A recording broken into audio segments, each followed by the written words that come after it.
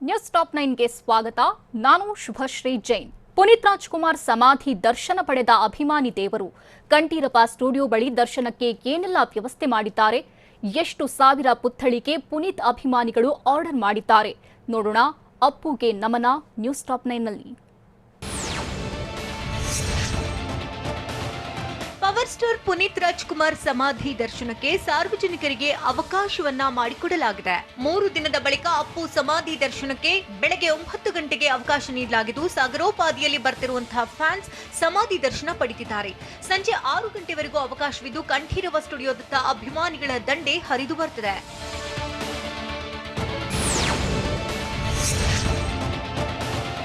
ಕಿರುತೆರೆ ಕಲಾವಿದರು ಇಂದು ಕಂಠೀರವ ಸ್ಟುಡಿಯೋಗೆ ಭೇಟಿ ಕೊಟ್ಟು ಅಪ್ಪು ಸಮಾಧಿಗೆ ಪೂಜೆ ಸಲ್ಲಿಸಿದರು.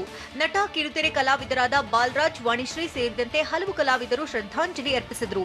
ಸಮಾಧಿಗೆ ನಮನ ಅರ್ಪಿಸಿ ಅಪ್ಪು ಆತ್ಮಕ್ಕೆ ಶಾಂತಿ ಕೋರಿದರು.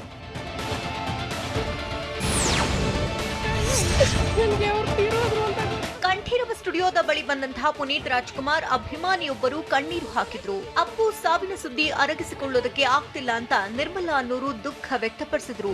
ಪುನೀತ್ ನಗು ಅಂದ್ರೆ ನನಗೆ ತುಂಬಾ ಇಷ್ಟ, ಆದ್ರೀಗ ಅಪ್ಪು ಇಲ್ಲ ಅಂತ ಕಣ್ಣೀರು ಹಾಕಿ ಆಡಿಸಿ ನೋಡು ಬೇಡಿಸಿ ನೋಡು ಹಾಡನ್ನ ಹಾಡಿದ್ರು.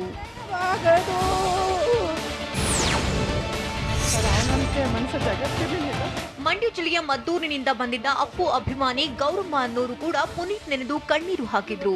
ಅಪ್ಪುನ ಇಷ್ಟು ಬೇಗ ಕಳೆದುಕೊಳ್ತೀವಿ ಅಂತ ಅಂದ್ಕೊಂಡಿರ್ಲಿಲ್ಲ. ಅಪ್ಪು ನನ್ನ ಸೊಸೆ ಹೊಟ್ಟೆಯಲ್ಲಿ ಹುಟ್ಟಿ ಬರ್ಲಿ ಅಂತ ಕಣ್ಣೀರಾದ್ರು. ಅಲ್ಲದೆ ಅಪ್ಪು ಮಾಡ್ತಿದ್ದ ಸಮಾಜ ಸೇವೆ ಯಾರಿಗೂ ಗೊತ್ತಾಗ್ತಿರ್ಲಿಲ್ಲ. ಆ ವಿಚಾರ ಗೊತ್ತಾದ ಬಳಿಕ ಅಪ್ಪು ಮೇಲಿನ ಅಭಿಮಾನ ಮತ್ತಷ್ಟು ಜಾಸ್ತಿಯಾಗಿದೆ ಅಂತ ಮನದಾಳ ವ್ಯಕ್ತಪಡಿಸಿದ್ರು.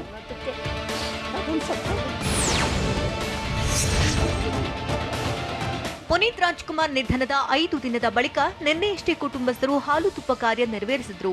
ಕಂಠೀರವ ಸ್ಟುಡಿಯೋದ ಸಮಾಧಿ ಬಳಿ ಅಪ್ಪು ಸಹೋದರರಾದ ಶಿವಣ್ಣ, ರಾಘಣ್ಣ, ಪುನೀತ್ ಪತ್ನಿ ಅಶ್ವಿನಿ, ಪುತ್ರಿಯರು ಸೇರಿದಂತೆ ಕುಟುಂಬಸ್ಥರೆಲ್ಲ ಭಾಗಿಯಾಗಿ ಅಪ್ಪು ಸಮಾಧಿಗೆ ಎಡೆ ಇಟ್ಟು ನಮನ ಸಲ್ಲಿಸಿದ್ರು.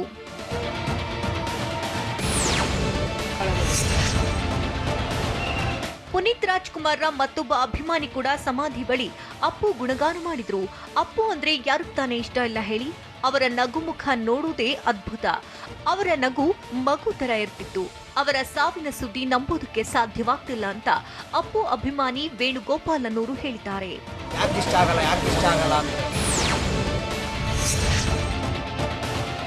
ಪುನೀತ್ ರಾಜ್ಕುಮಾರ್ ಬಳಸ್ತಾ ಇದ್ದ ಸೈಕಲ್ಗಳು ಮನೆಯ ಗ್ಯಾರೇಜ್ನಲ್ಲಿ ಅನಾಥವಾಗಿ ನಿಂತಿವೆ.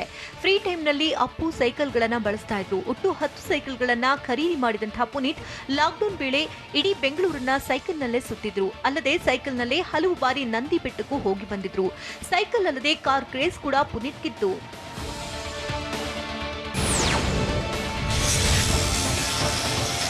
ಪುನೀತ್ ರಾಜ್ಕುಮಾರ್ ಪುತ್ಥಳಿಗೆ ಬೇಡಿಕೆ ಹೆಚ್ಚಾಗಿದೆ. ಬೆಂಗಳೂರಿನಲ್ಲಿ ಭಾನುವಾರದಂದು 1,000 ಅಪ್ಪು ಪುತ್ಥಳಿ ನಿರ್ಮಿಸಿಕೊಡಿ ಅಂತ ಅಭಿಮಾನಿಗಳು ಶಿಲ್ಪಕಾರರಿಗೆ ಕರೆ ಮಾಡಿದ್ದಾರೆ.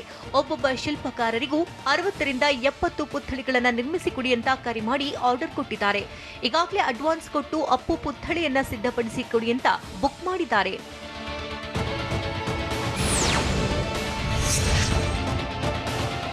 ಚನ್ನಸುಂದರ ಶಿಲ್ಪಕಾರರೊಬ್ಬರಿಗೆ 60 ಜನ ಅಪ್ಪು ಅಭಿಮಾನಿಗಳು ಕರೆ ಮಾಡಿದ್ದು ಪುತ್ಥಳಿ ರೆಡಿ ಮಾಡಿಕೊಡಿ ಅಂತ ಹೇಳಿದ್ದಾರೆ. ಸಿಲಿಕಾನ್ ಸಿಟಿ ತುಂಬೆಲ್ಲ ಅಪ್ಪು ಮೂರ್ತಿ ಸ್ಥಾಪನೆಗೆ ಅಭಿಮಾನಿಗಳು ಸಜ್ಜಾಗಿದ್ದು, ಶಿಲ್ಪಕಾರರು ಕೂಡ ಪುತ್ಥಳಿ ನಿರ್ಮಾಣದಲ್ಲಿ ತೊಡಗಿದ್ದಾರೆ. ಕಂಚಿನ ಪುತ್ಥಳಿ ನಿರ್ಮಾಣಕ್ಕೆ ಬೇಡಿಕೆ ಹೆಚ್ಚಾಗಿದೆ.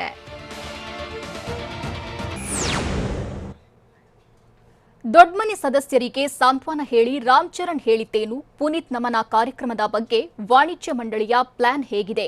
ಕಂಠೀರವ ಸ್ಟುಡಿಯೋ ಬಳಿ ಅಭಿಮಾನಿಗಳ ಕಣ್ಣೀರ ಧಾರೆ ಹೇಗಿದೆ ನೋಡೋಣ. ಅಪ್ಪು ಅಮರ ನ್ಯೂಸ್ ಟಾಪ್ 9ನಲ್ಲಿ. Tollywood actor Ram Charan Tej power star Puneeth Rajkumar ಮನೆಗೆ ಇಂದು ಭೇಟಿ ಕೊಟ್ಟರು. ಸದಾಶಿವನಗರದಲ್ಲಿ ಪುನೀತ್ ಪತ್ನಿ ಅಶ್ವಿನಿ ಮತ್ತು ಪುತ್ರಿಯರಿಗೆ ಸಾಂತ್ವನ ಹೇಳಿದರು. ಅಲ್ಲದೆ ಈ ವೇಳೆ ನಟ ಶಿವರಾಜ್ ಕುಮಾರ್ ಸೇರಿದಂತೆ ಹಲವರು ಉಪಸ್ಥಿತರಿದ್ದರು. ಬಳಿಕ ರಾಮ್ ಚರಣ್ ಅನ್ನ ಬೀಳ್ಕೊಟ್ರು.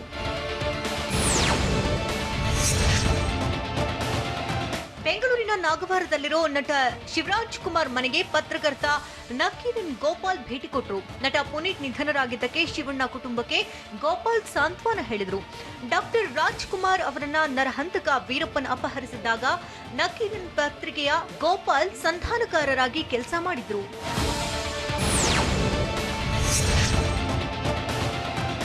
ನವೆಂಬರ್ 16ರಂದು ಪುನೀತ್ ನಮನ ಕಾರ್ಯಕ್ರಮ ಹಮ್ಮಿಕೊಳ್ಳಲಾಗುತ್ತೆ ಅಂತ ಕನ್ನಡ ಚಲನಚಿತ್ರ ವಾಣಿಜ್ಯ ಮಂಡಳಿ ಅಧ್ಯಕ್ಷ ಜಯರಾಜ್ ಹೇಳಿದ್ದಾರೆ. ಅಂದು ಮಧ್ಯಾಹ್ನ 3 ಗಂಟೆಗೆ ನಡೆಯಲಿರೋ ಕಾರ್ಯಕ್ರಮದಲ್ಲಿ ಮೃತ ಪವರ್ ಸ್ಟಾರ್ ರಾಜ್ಕುಮಾರ್ಗೆ ಶ್ರದ್ಧಾಂಜಲಿ ಸಲ್ಲಿಸಲಾಗುತ್ತೆ. ಈ ವೇಳೆ ಸ್ಯಾಂಡಲ್ವುಡ್ನ ಗಣ್ಯರು ಅಪ್ಪುಗೆ ನಮನ ಸಲ್ಲಿಸಲಿದ್ದಾರೆ ಅಂತಾನೂ ಪತ್ರಿಕಾಗೋಷ್ಠಿಯಲ್ಲಿ ಅವರು ತಿಳಿಸಿದ್ದಾರೆ.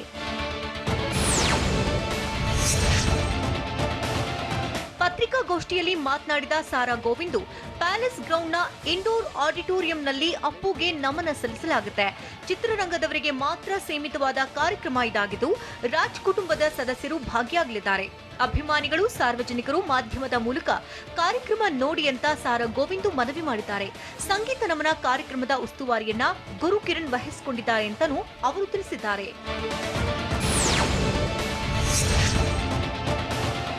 ಮೈಸೂರಿನ ಚಾಮುಂಡಿ ಬೆಟ್ಟದಲ್ಲಿಂದು ಜಿಮ್ ರವಿ ಚಾಮುಂಡಿ ದೇವಿಗೆ ಪೂಜೆ ಸಲ್ಲಿಸಿದರು. ಪವರ್ ಸ್ಟಾರ್ ಪುನೀತ್ ರಾಜ್ಕುಮಾರ್ ಆತ್ಮಕ್ಕೆ ಶಾಂತಿ ಸಿಗಲೆಂದು ಚಾಮುಂಡಿ ದೇವಿ ಬಳಿ ಬೇಡಿಕೊಂಡರು. ಈ ವೇಳೆ ದೇವಿಗೆ ಪೂಜೆ ನೆರವೇರಿಸಿ ಕರ್ಪೂರ ಬೆಳಗಿ ನೆಚ್ಚಿನ ನಟ ಅಪ್ಪುಗಾಗಿ ಪ್ರಾರ್ಥನೆ ಸಲ್ಲಿಸಿದರು.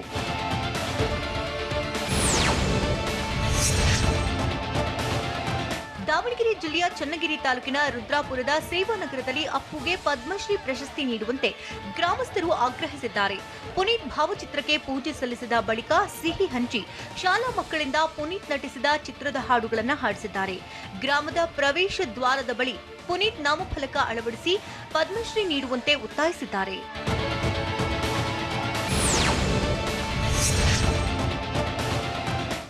ಜಿಲ್ಲೆಯ ಪಾವಗಡ ತಾಲೂಕಿನ ಪೊನ್ನಸಮುದ್ರ ಗ್ರಾಮದ ಅಭಿಮಾನಿಯೊಬ್ಬ ಎತ್ತಿನ ಗಾಡಿಯಲ್ಲಿ ಬಂದು ಅಪ್ಪು ಸಮಾಧಿಗೆ ನಮನ ಸಲ್ಲಿಸಿದ್ದಾನೆ. ಪುನೀತ್ ಅಪ್ಪಟ ಅಭಿಮಾನಿಯಾಗಿರುವಂತಹ ದಯಾನಂದ್ ನೆನ್ನೆ ಬೆಳಗ್ಗೆ ಸ್ವಗ್ರಾಮದಿಂದ ಎತ್ತಿನ ಗಾಡಿಯಲ್ಲಿ ಹೊರಟಿದ್ದ. ಇಂದು ಬೆಂಗಳೂರು ತಲುಪಿ ಬಳಿಕ ಕಂಠೀರವ ಸ್ಟುಡಿಯೋಗೆ ಬಂದು ಪುನೀತ್ ರಾಜ್ಕುಮಾರ್ಗೆ ಶ್ರದ್ಧಾಂಜಲಿ ಅರ್ಪಿಸಿದ್ದಾರೆ.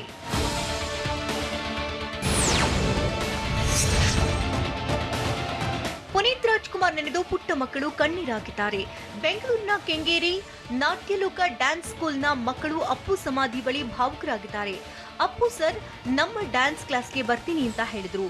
ಅಪ್ಪು ಸರ್ ಡ್ಯಾನ್ಸ್ ಅಂದ್ರೆ ನಮಗೆ ತುಂಬಾ ಇಷ್ಟವಾಗಿತ್ತು. ಆದ್ರೆ ಅಪ್ಪು ಈಗ ಇಲ್ಲ. ಅಪ್ಪು ಸರ್ ಡ್ಯಾನ್ಸ್ ಮಾಡ್ತೀವಿ, ಎದ್ದು ಬನ್ನಿ ಸರ್ ಅಂತ ಮಕ್ಕಳು ಕಣ್ಣೀರಾಗಿದ್ದಾರೆ.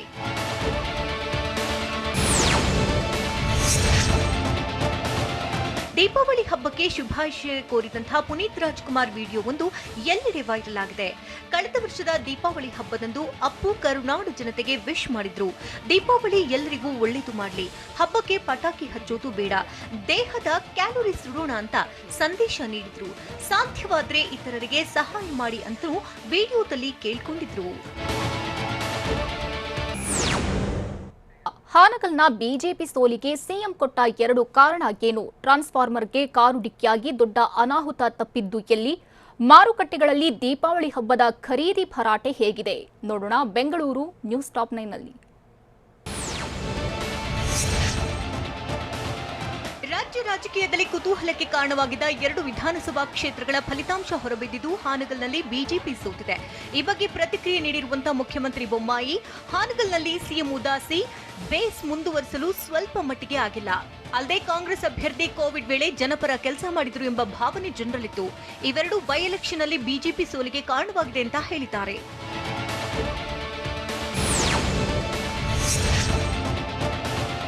ಸೋಲು ಗೆಲುವು ಸಮ ಪ್ರಮಾಣದಲ್ಲಿ ತೆಗೆದುಕೊಳ್ಳಬೇಕು ಅಂತ ಸಿಎಂ ಬೊಮ್ಮಾಯಿ ಹೇಳಿದ್ದಾರೆ. ಒಂದು ಕಡೆ ಸೋಲಾಗಿದೆ, ಮತ್ತೊಂದು ಕಡೆ ಗೆದ್ದಿದ್ದೇವೆ. ಸೋಲಿನ ಬಗ್ಗೆ ಆತ್ಮಾವಲೋಕನ ಮಾಡಿಕೊಳ್ತೇವೆ.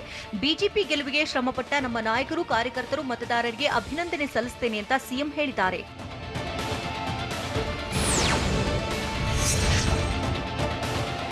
ಹಾನಗಲ್ ಸಿಂದಗಿ ಉಪಚುನಾವಣೆ ಫಲಿತಾಂಶ ಸರ್ಕಾರದ ಮೇಲೆ ಪರಿಣಾಮ ಬೀರುವುದಿಲ್ಲ. ಇದು ಮುಂದಿನ ಚುನಾವಣೆಗೆ ದಿಕ್ಸೂಚಿ ಅಲ್ಲ ಅಂತ ಮುಖ್ಯಮಂತ್ರಿ ಬಸವರಾಜ ಬೊಮ್ಮಾಯಿ ಹೇಳಿದ್ದಾರೆ. ಚುನಾವಣೆ ದಿಕ್ಸೂಚಿ ಅಂತ ವಿಪಕ್ಷಗಳು ಹೇಳುವುದು ಸಹಜ. ಹಾಗಿದ್ರೆ ಸಿಂದಗಿ ಫಲಿತಾಂಶ ಯಾವುದಕ್ಕೆ ದಿಕ್ಸೂಚಿಯಂತೆ ಅಂತ ಸಿದ್ದರಾಮಯ್ಯಗೆ ಸಿಎಂ ಪ್ರಶ್ನೆ ಮಾಡಿದ್ದಾರೆ. ಸಿಂದಗಿಲಿ 31,000 ಮತಗಳ ಅಂತರದಿಂದ ಕಾಂಗ್ರೆಸ್ ಸೋತಿದ್ದು ಇದನ್ನ ಮೊದಲು ನೋಡಿಕೊಳ್ಳಲಿ. ಉಪಚುನಾವಣೆಗಳಲ್ಲಿ ಸೋಲು ಗೆಲುವು ಸಾಮಾನ್ಯ ಅಂತ ಸಿಎಂ ಹೇಳಿದ್ದಾರೆ.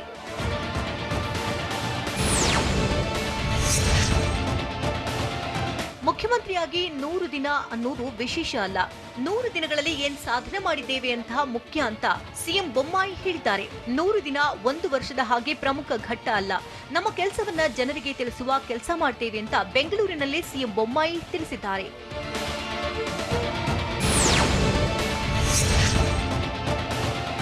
ಬಿಟ್ಕಾಯಿನ್ ಪ್ರಕರಣದ ಬಗ್ಗೆ ವಿಪಕ್ಷಗಳು ಆರೋಪ ಮಾಡಿದ್ದು ದಾಖಲೆ ಬಿಡುಗಡೆ ಮಾಡಲಿ ಅಂತ ಮುಖ್ಯಮಂತ್ರಿ ಬಸವರಾಜ ಬೊಮ್ಮಾಯಿ ತಿರುಗೇಟು ನೀಡಿದ್ದಾರೆ.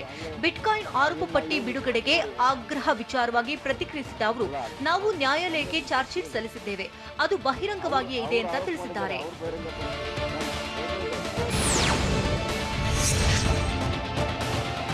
ಚಾಲಕನ ನಿಯಂತ್ರಣ ತಪ್ಪಿ ಟ್ರಾನ್ಸ್ಫಾರ್ಮರ್ಗೆ ಕಾರು ಡಿಕ್ಕಿ ಹೊಡೆದಿದ್ದು ಅದೃಷ್ಟವಶಾತ್ ಕಾರಿನಲ್ಲಿದ್ದ 4 ಅಪಾಯದಿಂದ ಪಾರಾಗಿದ್ದಾರೆ. ಬೆಂಗಳೂರು ಉತ್ತರ ತಾಲೂಕಿನ ಸೊಂಡೆಕೊಪ್ಪ ಬಳಿ ಘಟನೆ ನಡೆದಿದೆ. ಪ್ರವಾಸ ಮುಗಿಸಿ ಮನೆಗೆ ವಾಪಸ್ ಆಗ್ತಾ ಇದ್ದ ವೇಳೆ ಟ್ರಾನ್ಸ್ಫಾರ್ಮರ್ಗೆ ಬೊಲೆರೋ ಡಿಕ್ಕಿ ಹೊಡೆದಿದೆ. ಕಾರಿನಲ್ಲಿದ್ದ ಶ್ರೀನಿವಾಸ್ ಮೂರ್ತಿ, ವೇಣುಗೋಪಾಲ್ ಅಪಾಯದಿಂದ ಪಾರಾಗಿದ್ದು ಮಾತನಾಯಕನಹಳ್ಳಿ ಪೊಲೀಸ್ ಠಾಣಾ ವ್ಯಾಪ್ತಿಯಲ್ಲಿ ಘಟನೆ ನಡೆದಿದೆ.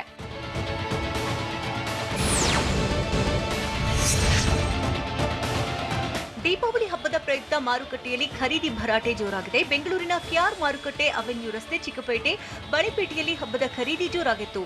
ಹೂವು ಹಣ್ಣು ಖರೀದಿಗೆ ಜನರು ಮುಗಿಬಿದ್ರು.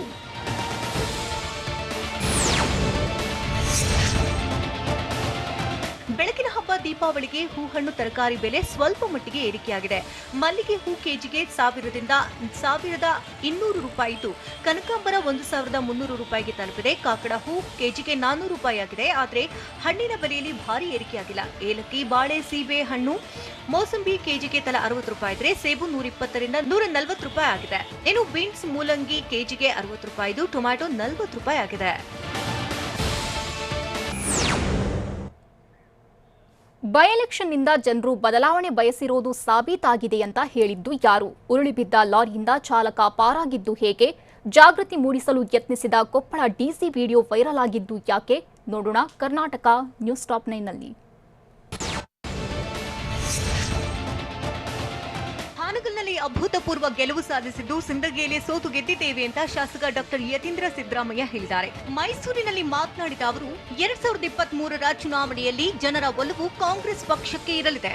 ಕೇಂದ್ರ ಹಾಗೂ ರಾಜ್ಯ ಬಿಜೆಪಿ ಸರ್ಕಾರದ ಜನವಿರೋಧಿ ನೀತಿಗಳಿಂದ ಜನತೆ ಬದಲಾವಣೆ ಬಯಸಿದ್ದಾರೆ. ಮುಂದಿನ ದಿನಗಳಲ್ಲಿ ಕಾಂಗ್ರೆಸ್ ಪಕ್ಷ ಅಧಿಕಾರಕ್ಕೆ ಬರಲಿದೆ ಅಂತ ಶಾಸಕ ಯತೀಂದ್ರ ಸಿದ್ದರಾಮಯ್ಯ ವಿಶ್ವಾಸ ವ್ಯಕ್ತಪಡಿಸಿದ್ದಾರೆ.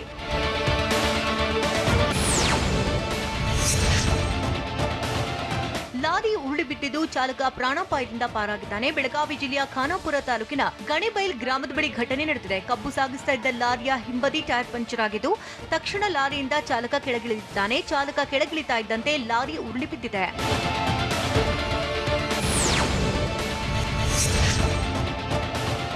ಕೊಪ್ಪಳ ಜಿಲ್ಲಾಧಿಕಾರಿ ನೀರಿಗೆ ಜಿಗಿದ ವಿಡಿಯೋ ವೈರಲ್ ಆಗಿದೆ. ಸಾಣಾಪುರ ಕೆರೆಯಲ್ಲಿ ಅವಘಡಗಳು ಹೆಚ್ಚಾಗ್ತಾ ಇರೋದ್ರಿಂದ ಜಿಲ್ಲಾಧಿಕಾರಿ ವಿಕಾಸ್ ಕಿಶೋರ್ ಲೈಫ್ ಜಾಕೆಟ್ ಬಗ್ಗೆ ಜನರಿಗೆ ಅರಿವು ಮೂಡಿಸಲು ಯತ್ನಿಸಿದ್ದಾರೆ. ಆದರೆ ಸ್ವತಃ ತಾವೇ ಲೈಫ್ ಜಾಕೆಟ್ ಇಲ್ಲದೆ ನೀರಿಗೆ ಹಾರಿದ್ದು ಡಿಸಿಗೆ ಗಂಗಾವತಿ ತಾಲೂಕು ಪಂಚಾಯತ್ ಇಒ ಮೋಹನ್ ಸಾಥ್ ಕೊಟ್ಟಿದ್ದಾರೆ.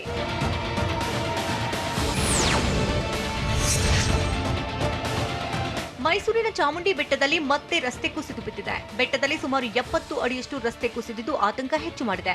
ಅಕ್ಟೋಬರ್ 20ರಂದು ಸಹ ಮಳೆಗೆ ರಸ್ತೆ ಕುಸಿದಿತ್ತು. ಇದೀಗ ಸುಮಾರು 70 ಅಡಿಯಷ್ಟು ಭೂಮಿ ಕುಸಿದಿದೆ. ಹೀಗಾಗಿ ಆದಷ್ಟು ಬೇಗ ದುರಸ್ತಿ ಮಾಡದೆ ಹೋದರೆ ಮತ್ತಷ್ಟು ಕುಸಿಯಲಿದ್ದು ದೊಡ್ಡ ಕಂದಕ ಸೃಷ್ಟಿಯಾಗುವ ಸಾಧ್ಯತೆ ಇದೆ.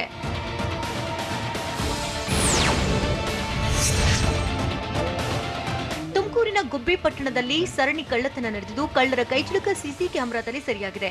ಎಂಜಿ ರಸ್ತೆಯಲ್ಲಿನ ಬೇಕರಿಯ ಬೀಗ ಮುರಿದ ಕಳ್ಳತನ ಮಾಡಿದ್ದು ಚಿಲ್ಲರೆ ಹಣವನ್ನು ದೋಚಿದ್ದಾರೆ. ಬಳಿಕ ಬಿಎಚ್ ರಸ್ತೆಯ ಬ್ರಾಹ್ಮಣರ ಬೀದಿಯ ಅಂಗಡಿಯಲ್ಲಿ ಕಳ್ಳತನಕ್ಕೆ ಯತ್ನಿಸಿದ್ದು ಜನರಿಂದ ತಪ್ಪಿಸಿಕೊಂಡು ಓಡಿ ಹೋಗಿದ್ದಾರೆ.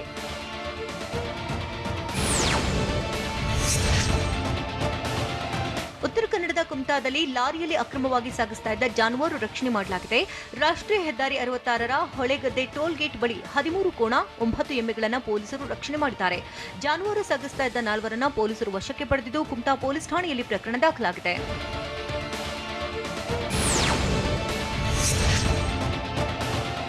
ಅಧಿದೇವತೆ ಹಾಸನಾಂಬೆಯ ದರ್ಶನಕ್ಕೆ ಭಕ್ತ ಸಾಗರವೇ ಹರಿದು ಬಂದಿದೆ.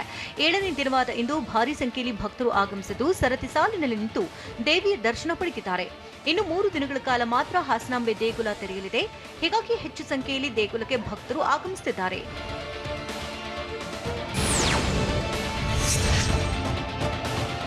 ಕಬಿನಿ ಹಿನ್ನೀರಿನಲ್ಲಿ ಹುಲಿಯ ಬಿಂದಾಸ್ ಓಡಾಟ ಕ್ಯಾಮೆರಾದಲ್ಲಿ ಸೆರೆಯಾಗಿದೆ. 2 ಸಫಾರಿ ವಾಹನಗಳಿದ್ದು ಅಂಜದೆ ಓಡಾಡಿದ್ದು ಎಚ್ಡಿ ಕೋಟೆ ತಾಲೂಕಿನ ದಮ್ಮನಕಟ್ಟೆ ಸಫಾರಿಗೆ ತೆರಳಿದವರಿಗೆ ಹುಲಿಯ ದರ್ಶನವಾಗಿದೆ. ನೀರಿನ ಹೊಂಡದ ಬಳಿ ನಿಂತಿದ್ದ ಹುಲಿ ಸಫಾರಿ ವಾಹನ ಬಂದಾಗ ಕಾಡಿನ ಕಡೆ ಹೊರಟಿದೆ. ಆದರೆ ಒಂದು ಮರದ ಬಳಿ ಹೋಗಿ ಮತ್ತೆ ರಸ್ತೆಗೆ ಬಂದು ನಿಂತಿದ್ದು ಹುಲಿ ಕಂಡು ಪ್ರವಾಸಿಗರು ಫುಲ್ ಖುಷಿಯಾಗಿದ್ದಾರೆ.